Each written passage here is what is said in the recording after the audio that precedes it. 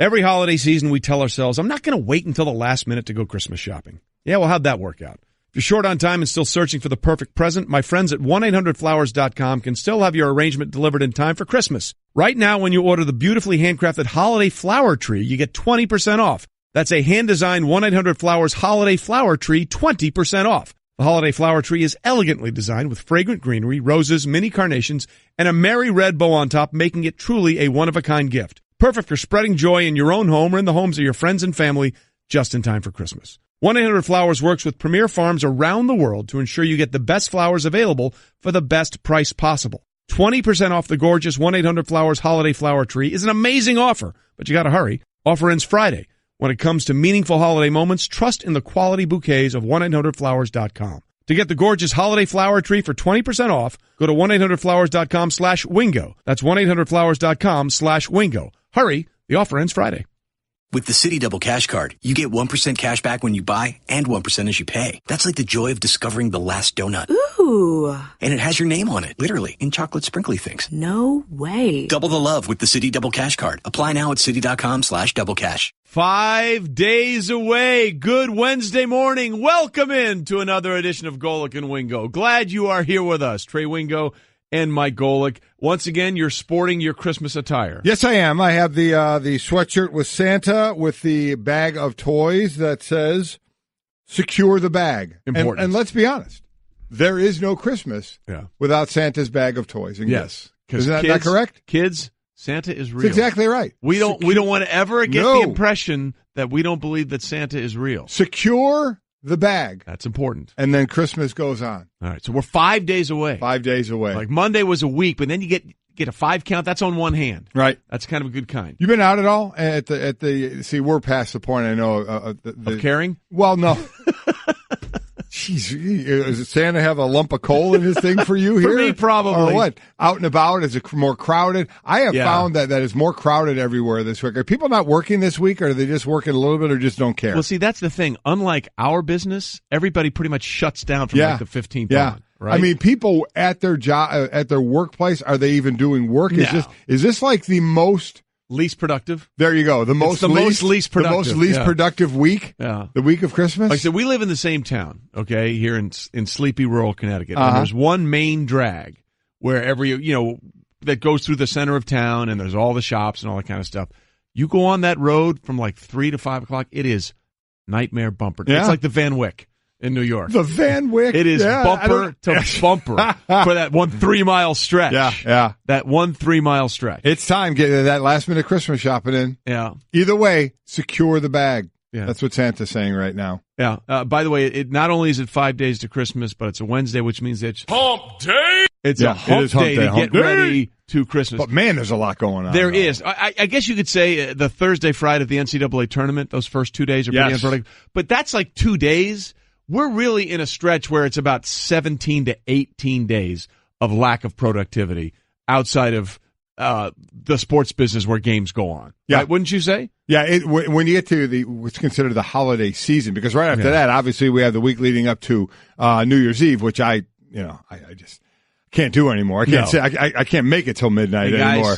You enjoy toasting in that New Year. Have a great time. Yeah, have a great time. Let me know what happened. Yeah, see you on the 1st. I'll fill you in. See you later. on the 1st, because by the way, we'll be sitting in these chairs on the 1st. We'll be in these chairs on January 1 to ring in 2018.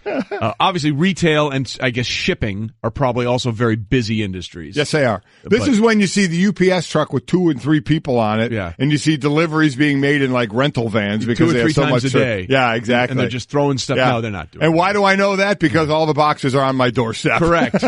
There's a few every day. I come home and like, that's new. Yeah. Didn't see that. And you know what? You know what we have in common with that? All those boxes, none of them have our name on them. That is also true. None. That is also true. They for other people only. We are presented by Progressive Insurance. All phone guests will join us on the Shell Pennzoil Performance Line. Among the guests we'll have today, John Gruden will join us to talk about, his big honor this past Monday, getting into the Bucs Ring of Honor. Congratulations to him. Also, all the stuff that's going on in the NFL, including Aaron Rodgers on IR for the rest of the season, and what that means for teams that might need the Packers or teams they play to have a certain outcome for them to have a chance in the postseason. We'll get into him with that. Darren Woodson, formerly of the Cowboys, and of course one of our great NFL analysts, will also join us. He'll be in studio what to make of Zeke Elliott's return from suspension, right. what the realistic odds are for the Cowboys to maybe make a late-season run here and close out with 2 wins. Ryan Russillo will join us as well from the Ryan Russillo Show. Lots going on in the NBA, including the Cavs falling in Milwaukee last night. The news about Steph Curry, not the greatest thing in the world. Not the greatest thing in the world, no. And there might be some more concerns there. And Bill Polian will also join us as well in the final hour of the show. So we've got lots to get to. There's a lot of stuff happening, and let's begin as we mostly do with... It's time for Off the Top. Whether you like it or not, it's just beginning. With Golic and Wingo. All right, we start off the top in the NBA. The Cavs used a 19-0 run in the fourth quarter to take a 2-point lead against the Bucks, all with LeBron on the bench. How about that? That may be the most surprising thing, but Milwaukee weathered that storm to hang on to beat Cleveland by 3. Giannis Antetokounmpo, 27, 14, and 8 assists, and is averaging 34, 10, and 6 assists per game against the Cavs this season. Yeah, good win for them. The matchup between LeBron and Antetokounmpo had been LeBron's team at 13 times to 2 times for Giannis, and he gets his 3rd win here. You mentioned his numbers, and with LeBron on the bench, it was the Cavaliers coming back. Over the final 340 of the game, 5 different Buck players combined for 14 points. LeBron had 9 points during that span, but so Antetokounmpo averaging 33, 10, and 6 versus the Cavs in 3 games this season. So this guy is, we talk about the top players in the game, and his name starts to break the surface of that, and now it's where is it going to go? You talk about him being the best athlete, the most athletic in a sport where I think the best athletes in the world are playing. To see what this guy can do, again, it's in the NBA, you can talk a lot more about the individual basis, but you want to see how far can he bring, and they bring this team along as well. Because the Cavs, we pretty much know where they're going to be, but man, this kid is fun to watch. Well, he certainly is, and they got decent balance scoring. Bledsoe had 26, Middleton had 18, and Antetokounmpo had 27. The weird thing about this box score, when you look at it, LeBron had 39 points, 17 more or 18 more than the next highest scorer, and Eddie was -7 on the floor. Yeah. I mean, that's the thing that jumps out there. By the way, we talked about those numbers. Antetokounmpo averaging 34, 10, and 6. According to the Elias Sports Bureau, no opponent of LeBron James has ever averaged 30, 10, and 5 against him in a single season. So Giannis doing great things so far with 1 game left, again, against LeBron and the Cavs this season. Off the Top. We continue with basketball and Off the Top. And how about this? We all talked about Gino Auriemma, but North Carolina's Sylvia Hatchell beat him to it. I mean, earlier in the day, Sylvia Hatchell of North Carolina got her 1,000th win. Then Gino Auriemma became the 5th Division I basketball head coach with 1,000 career wins, reaching the milestone just hours apart. It really isn't. Now there are 5 head coaches in Division I men's and women's basketball. Yep. Pat Summitt leads the way, 1,098, the late great Pat Summitt. Coach K, Mike Krzyzewski, has 1,082. Tara Vanderveer has 1,018 from Stanford. Gino Auriemma, 1,000. Sylvia Hatchell, 1,000. The amazing stat about that is the amount of games it took to get to 1,000. Gino Auriemma has 135 losses. Yeah. Next closest is Pat Summitt at 186 losses by the 1,000 wins. So the stat out there was Gino could have lost last night and then 49 more straight times. He could have lost before last night 50 straight games and then won his 1,000th game and still done it quicker than anybody else. It is ridiculous what he has going on and what he's doing. So it is. Listen, he's going to go down as the greatest ever. Certainly on the women's side, the way he's going right now, and then when you talk about men's and women's, he's going to be right there. But congrats again, obviously to him and Sylvia Hatchell as well, hitting their 1,000. Yeah, it is interesting that all the hype was about Gino, and then deservedly so, and then Sylvia did it first earlier in the day. But again, I don't think you can talk about those 2 numbers enough. 1,000 wins against just 135 losses. Crazy. He could have, you said 50 straight more. 50 straight. 50 straight he could have lost before fastest. that. Yeah. That's an 88 winning percentage. 88% winning percentage for your career. Crazy. That's insane. It's absolutely crazy what he's doing. It's absolutely insane. So congratulations to Gino. And again, congratulations to Sylvia for getting there. Getting in there just in time is, again, 4th and 5th. Off the Top. All right, we continue college basketball, this time on the men's side. Oklahoma freshman Trae Young, Team Trae, who leads all Division I's players in scoring at 28.8 per game, finished with 26 and 22 assists in just 29 minutes, tying the D1 record for assists in a game It became official in the 83-84 season. But what a game for this kid. Yeah, there's 3 others that he tied for the 22 assists in Division I history. But with 26 points, he became the first player with at least 20 points and 20 assists in a game in the last 20 years. So, I mean, what a night. And he spells Trey differently. Yeah, he is. So. Well, in many ways, he's very different. I would say he's very different, from the spelling of his name to his athletic ability. To his future as well. Yeah. All of those things are very different.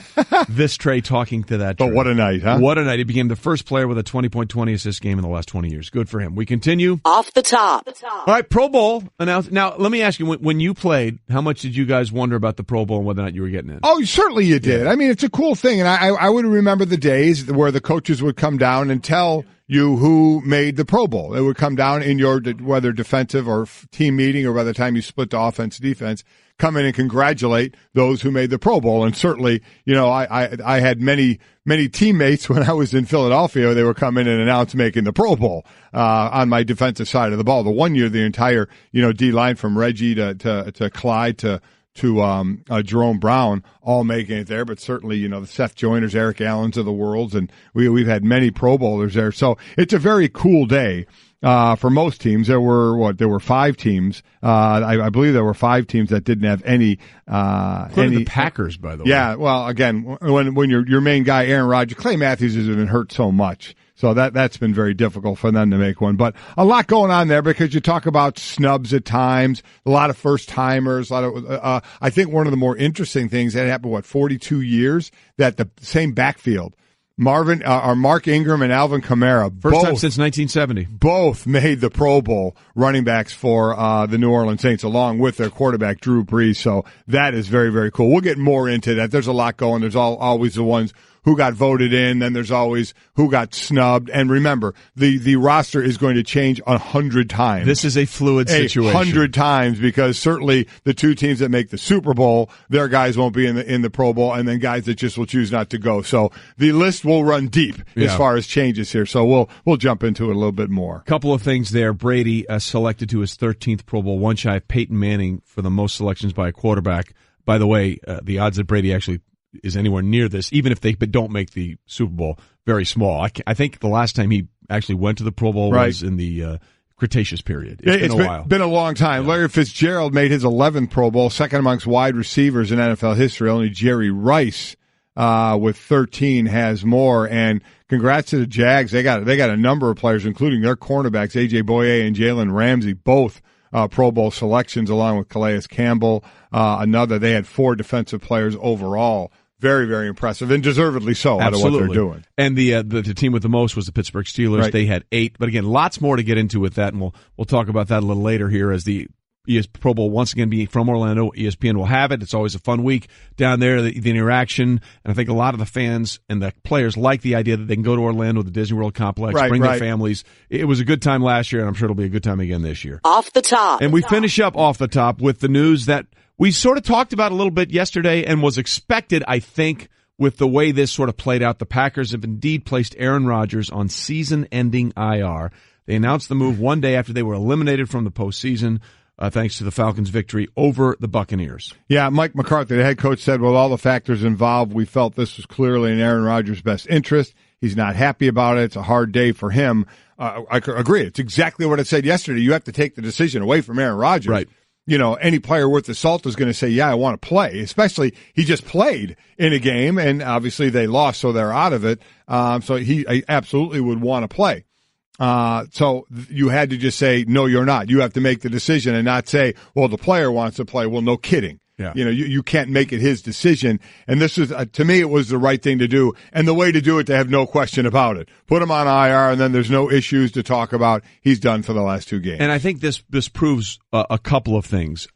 How healthy you are and what you can do is a sliding scale in the NFL. Yeah. Because the normal recovery for that broken collarbone is about 12 weeks. He came back in 7. So he was healthy enough to play if there was something to play for. But if there isn't anything to play for, then why would you risk further damage and maybe a more serious offseason injury that may hamper him going into the 2018 season at a relatively advanced age? So there are 2 things always in play when you're talking about the health of the NFL player. Is he healthy enough to get out there? Right. And is he actually healthy? Well, we talked about it yesterday of saying, does he have a better chance to hurt himself playing in this game or next September when he starts the first game of next year? And if there was no difference, then you think about playing him. I think my wife said it correctly as we were talking about this yesterday. She said, here's the question I would have asked the doctor. Doc, let me ask you a question. Does he have a better chance to get hurt if he plays this weekend or is in street clothes standing on the sideline? What does he have a better chance of getting hurt with? Yeah, it's playing. Yeah, playing. Okay, he's done. Yeah.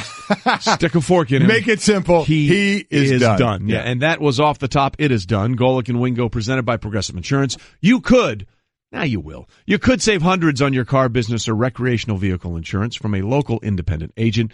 Go to Progressive.com. Now that's Progressive. Okay, I got to be honest with you. I'm missing having Junior here today. Why's that? Because, he does his show before our show, First and Last. So he's sort of juiced up already. Yeah, he is. Now, I am an old man. Yes, you are. And so I like to ease into the first hour of the show. Yeah. And nothing makes me happier than for him to be all chipper and full of energy and say something crazy, and you look at him like a condescending parent, which, wait a minute, you are. There you go. And then you guys go back and forth, and I just sort of sit here and go, you guys, go ahead. Yeah. I'm good. Yeah. You guys fight it out. I'll sort of soak in a little bit of the energy, and then you guys take us to the 7 o'clock hour, and then my day will really start. So really, I'm upset with him for not being here. You are upset with him. Because it's making me work harder. It's actually putting a little bit of responsibility on you. And I don't have no interest in working harder. Okay, when you signed up for the show, it was 6 to 10 a.m. Eastern time. I thought it was 7. Yeah, it wasn't. I thought it was 7. I thought we'd ease that 6 o'clock hour. There's no easing in. You have to do what we like to call hit the ground running. Well, okay. Fine. Sorry. And oh, by the way, he won't be here tomorrow or Friday either. So just wait, what? Yeah. What? I was not. Cliff, why didn't you tell me this? Yeah.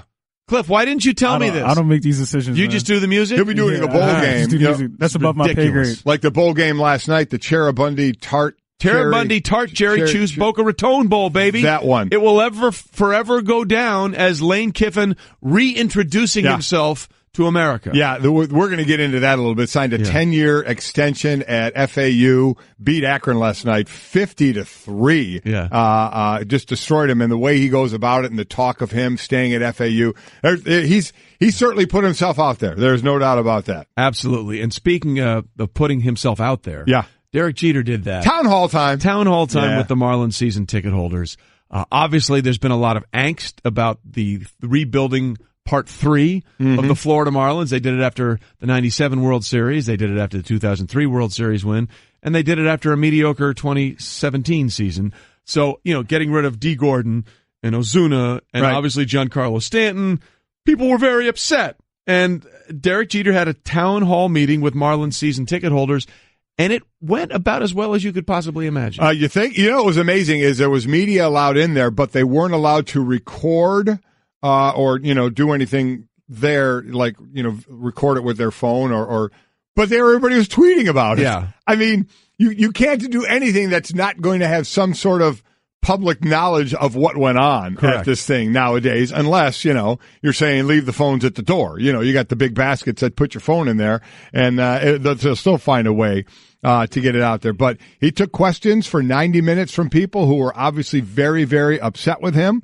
And basically, his main response is you can't throw money at a problem and dig a bigger and bigger hole and not have any depth in the organization. You have to build from the bottom up. And that's kind of what he is saying. They want to build from the farm system more. He thinks that's the way you're going to win consistently. And to do that, they had to rid themselves of all this money. And obviously the people who are down there supporting that team weren't very happy about it at all. Well, one of them is the guy known as Marlins Man, who shows up at the World Series with that orange Marlins jacket. His name is Lawrence Levy. He's been a season ticket holder since 1993. He says he hasn't renewed his tickets because he won't pay major league prices for, quote, a AAA team, end quote. Jeter earned a laugh from the crowd when he told Levy, I'll let you throw out the first pitch with a 10-year plan. Now, the question I have is, with what they've done to that team, does he actually mean the first pitch of the game or a ceremonial first pitch? Yeah, I mean, either one of those is legally or technically still in play with what's going on there. Yeah, it certainly is. Jeter said the franchise lost too many games and too much money under the previous owner. He said it was not acceptable that they hadn't made the playoffs since 2003. He was asked several times when the team planned to begin spending money again. He said, we will add when we can. So there's your nice answer of no answer at all. When we can. One of my favorite ones at this town meeting, one fan told Jeter that she emailed her complaints to him, including some problems about surly ushers at the stadium.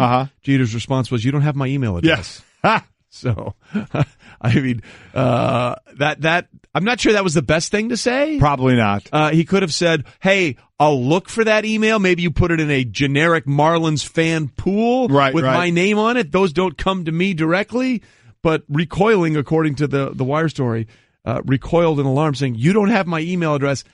Not sure that was the way to go. Probably not the way to go. Another fan said, "You act like you ran out of money. You're not going to win here with dancing girls. You're going to win with ball players who know how to win. The fans are alienated. They're upset. That's what you're dealing with here." And that's what they are. And, listen, they have to know that. They were going to make these moves. They knew it was going to alienate people. I don't think there's any doubt about it. So while we got on Jeter for not going to the owners' meetings, thinking he should have been there, was at the Monday Night Football game instead. There is something to sitting in a room with Marlin fans and letting them kind of go after you, right? And tell you why they're dissatisfied and mad as hell and not going to take it anymore. It'll be, that's what I said. Did you just go full network? I movie? did. Nicely done. Absolutely did. It'll be interesting of what the attendance has never been great there. No. But what happens now? I mean, how do you get the fans back? The way to get the fans back is to, I don't say win right out of the gate, or winning always helps, but show the effort that you're trying to win. And right now, it's like you have to hit rock bottom before you build back up. And it seems like that's what they're doing here. They're going all the way down. They're stripping it down to the bare bones and having the money, and then trying to build back up. And as Jeter said, a lot through the, hopefully through the farm system. Well, look, you're exactly right. What you just said, I mean, I'll give Jeter credit. He came out and said it. This thing took 90 minutes, okay, which is a long time to be out there and getting peppered with questions that are going to be a little uncomfortable. He asked if the team got enough in return for the Stanton deal. He pointed out they got $265 million of relief. And he said, "We gave a gift, right? I hope every gift I give returns $265 million. So he was as blatant as he could possibly be about it, saying we did this to get $265 million off our payroll so we can find a way to start again. But to that point, Dan Le Batard, who, by the way, will have Major League Baseball Commissioner Rob Manfred on his show today, and that will be very interesting because we had Dan the day after the Giancarlo Stanton, or the weekend after the Giancarlo Stanton thing on our show, and you asked him point blank, how do you get through the season now? And he said drugs. Yeah. So, I mean, obviously, Dan, who is obviously a huge sports fan in South Florida, in Miami, he's going to have a lot of questions to ask Rob Manfred. That'll be at 12:30 Eastern on the Devin Le Batard Show with Stu Gatz on ESPN Radio, ESPNU, and the ESPN app. So that will be a feisty exchange. Hey everyone, Mike Golic here. Support for the Mike and Mike podcast comes from our friends at Rocket Mortgage by Quicken Loans. Chances are you're confident when it comes to your work, your hobbies, your life. Rocket Mortgage gives you that same level of confidence when it comes to buying a home or refinancing your existing home loan. Rocket Mortgage is simple, allowing you to fully understand all the details and be confident you're getting the right mortgage for you. To get started, go to rocketmortgage.com/Mikes. Equal housing lender, licensed in all 50 states, NMLS, consumeraccess.org number 3030. Computer, execute 12.4p operation. Optimizing algorithm. Running encryption packet alpha. Night. Oh, I don't feel so good. What is it, computer? Is it hot in here? It feels hot in here. I feel a little clammy. I should lie down or something. A computer with a virus? Surprising. What's not surprising? How much you could save by switching to Geico. Those oysters Rockefeller were a mistake. Geico. 15 minutes could save you 15% or more. Golic and Wingo on Twitter, also at Wingos with a Z, and at ESPN Golic. We'll both put it up on ours as well. We had the question up, when do you start to shut it down for the holidays? And your choices are December 1st, Thanksgiving, December 20th, or I power through. So those are your choices. When do you start shutting it down for the holidays? Can I just say? Go ahead. The guys that answer Thanksgiving, or the people that answer Thanksgiving, I want their job. Yeah, how about it? I shut it down the last Thursday in the month of November. Yeah. I'll see you January 2nd. See you in the new year. I want that gig. It's pretty impressive. Don't we all want that gig? Well, as long as you can pull it off. Now, are they just shutting it down and just trying to hide the fact that they're shutting it down, or can they really just shut it down? Look, either way, Don't act like you're not impressed. They went, oh, no, I absolutely am. By the way, right now, 39% winning December 20th. Yeah. Although in a sad sign of American stick-to-itiveness, second is I power through at 35%. Wow, really? So good. Yeah, you know what? That's the American ingenuity and getting it going that we've all come to know and love. I'm impressed for those that do it. I don't. Yeah, exactly right. Yeah. We're going to be shutting it down in a couple of days. Yes, we are. We're not powering through. We're just trying to get through Hump Day right now and get to the last couple. Okay, so as you said, that's up on the Twitter poll. We also had some tweets about what was going on with Derek Jeter and that 90-minute town meeting he had with the fans there, the Marlins season ticket holders, and that was certainly Straight Talk, brought to you by Straight Talk Wireless. Best phones, best networks, no contracts, because they gave him a bunch of Straight Talk, and we got a bunch of Straight Talk on Twitter as well. Vince writes in, fickle fans in Miami will love Jeter when he builds a winner. Well, we'll see, right? We'll see. I mean, see Pittsburgh Pirates, how long did that, process take? And that's what they're waiting to see. I know they had a couple of World Series down there, and then the teams were, quickly dismantled.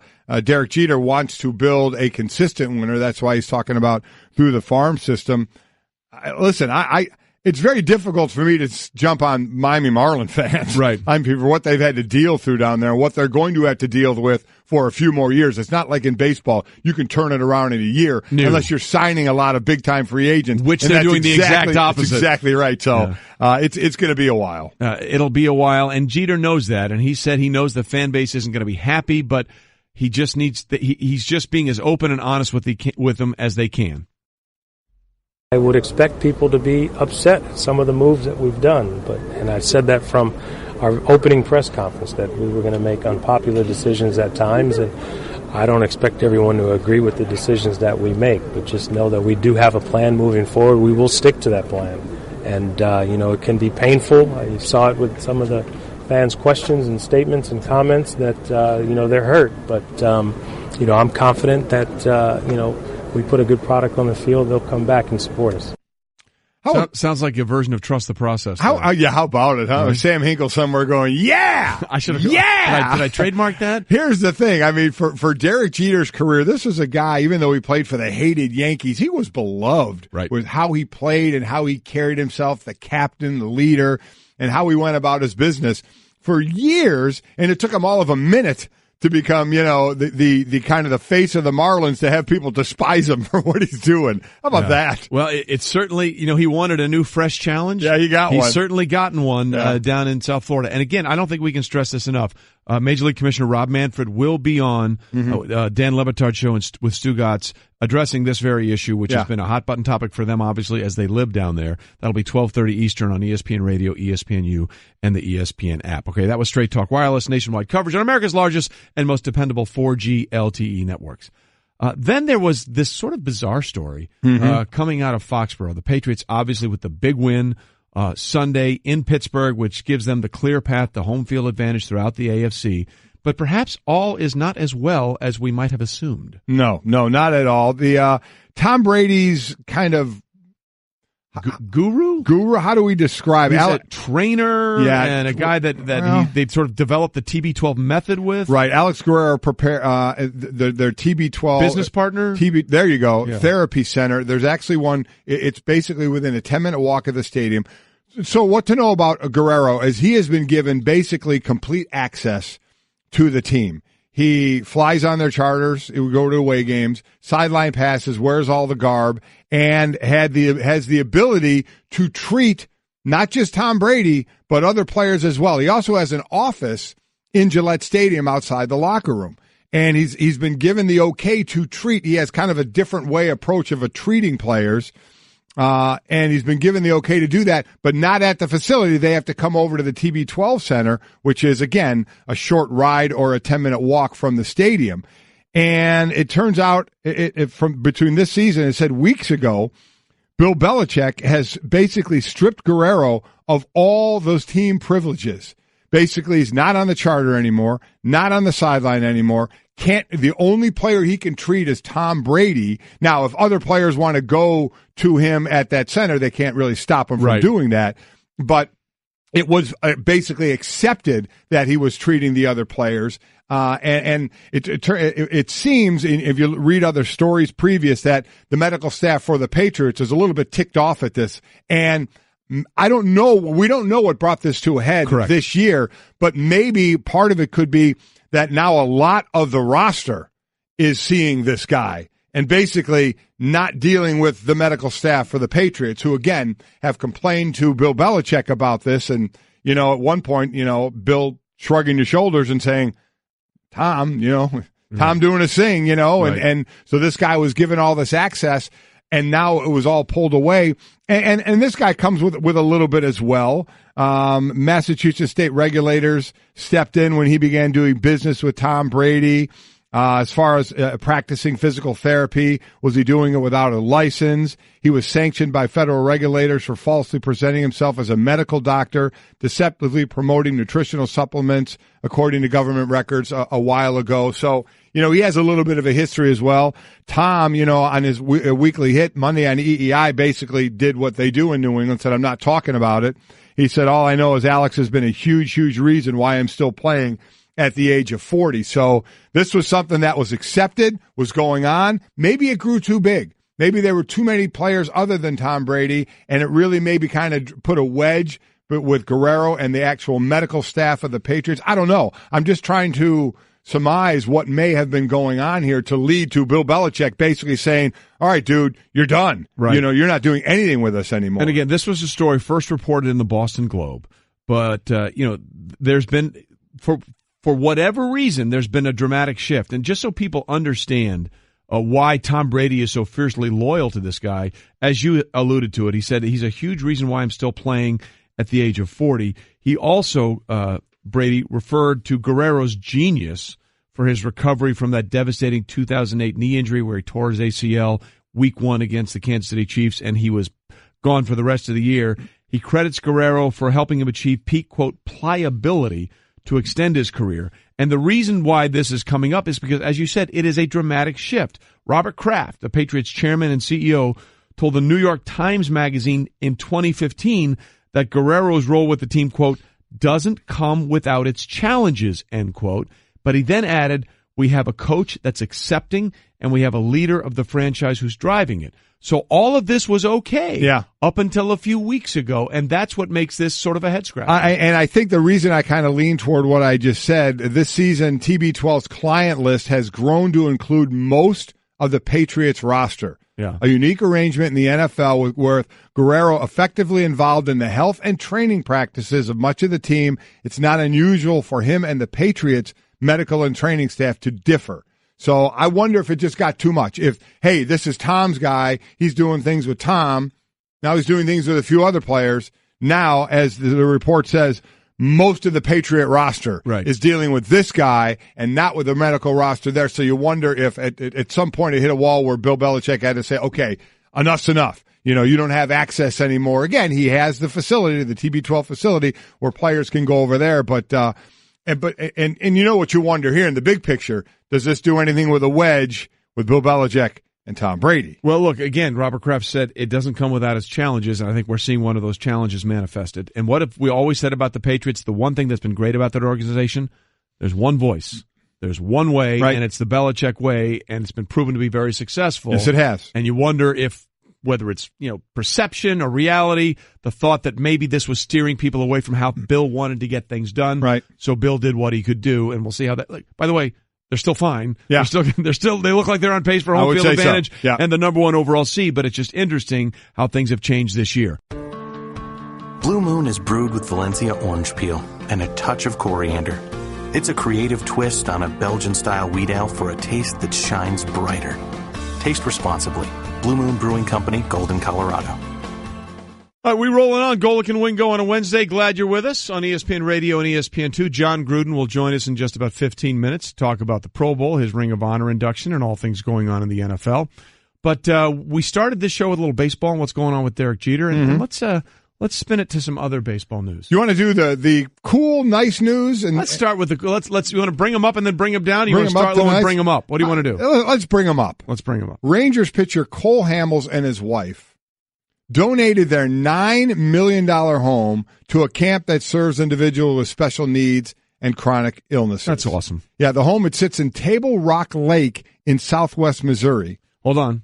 If it's outside of the city of St. Louis, it's Missouri. Sorry. This is definitively Missouri in southwest Missouri. Table Rock Lake in southwest Missouri. There you go. It is a 32,000 square foot home. That is a large house. Wow. The Hamels, through their foundation, donated to a Camp Barnabas, also located in southwest Missouri. There you go. As well. So it's Camp Barnabas said the gift was the largest in the history of the organization. This was a house that they never lived in it. It was going to be their dream home. Right. And then he got traded again. So now, of course, he's playing for the Rangers. But I love this the statement from Cole. Seeing the faces, hearing the laughter, reading the stories of the kids they serve, there is truly nothing like it. Barnabas makes dreams come true, and we felt we could help them in a big, big way. So a huge tip of the cap to Cole Hamels and his family for donating that $9,032,000 square foot house to Camp Barnabas that helps special needs kids and kids with chronic illnesses. Yeah, that's very, awesome. very great story. So now let's talk about a story about a teammate of his. Yeah. Mm-hmm. You want to lead us off there? Okay. Martin Perez for the Rangers announced he had this little interesting little scenario. Had an issue. Yes, he did. He underwent surgery on Monday to replace the radial head in his right non-pitching elbow after an incident he had with a bull. Mm-hmm. Okay. Yeah, basically he was in a bullpen. Perez was in a retaining pen with a bull.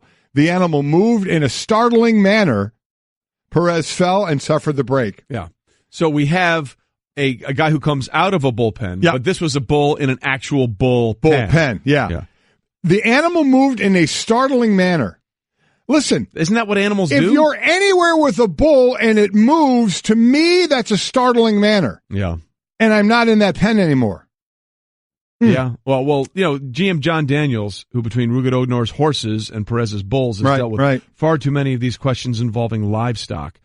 He tried his best to explain it. And while activities such as like participating in a rodeo and horse racing are not permitted under standard player contracts, Daniels said the Rangers had no intention of trying to void Perez's contract because of this. Yeah, there are things in contracts, and depending on the player, you could add or subtract some things. Rarely to subtract, add, like skydiving and bungee jumping, or maybe shark diving. Didn't Jeff Kent once break his arm motorcycles racing? Right? Carney Lansford, I think the former A's third baseman, once broke something snowmobiling. Yeah, so there are things in the contract and then it's up to the team if you violate that, where they can not pay you your contract. But I don't know, is in the next contract for Perez, will there be specific bullpen language? Be in the bullpen? Yeah. But wait a minute, I need to be in the bullpen. Not that bullpen, this bullpen. The real bullpen. I still can't get over it.